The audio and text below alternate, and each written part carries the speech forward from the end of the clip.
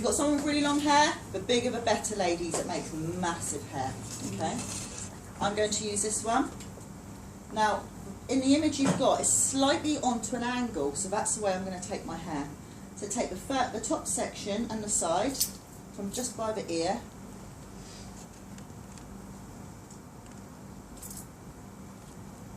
Pull all the crimp up.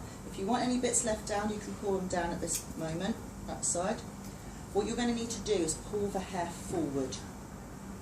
And the reason we're going to pull that forward is I want my prop to sit quite high up to create this shape.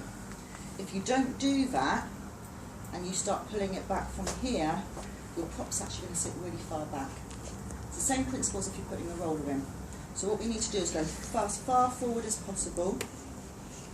And then instead of securing the prop like we did last week, we're going to wrap the hair around and come back.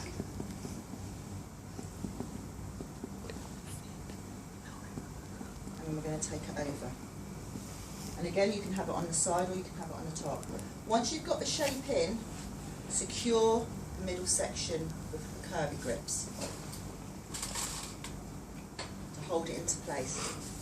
And remember about hooking the grip in and then turning it in will really secure it.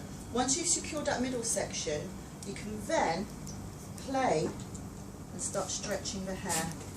And once you've got it in position, you're then going to pin that into place. Now the nice thing about crimp is you can really work it, and even when it's in there you can start pulling it up and making it more fluffy, so it's not really brick shaped, it's not really structured. You want to make it a bit more fluffy. And then once we've done that, depending on who your model is and what the hair length is, I'm going to come around and I'm going to talk about what you can do for the back. Okay, and that's why we're crimping all of it. We're going to complete a whole look today. Any questions on this? Quite straightforward. What do you do with the rest there? We're going to go and come around to each individual model and look what we can do with that. Oh, okay. Because different hair lengths have a different look. Okay.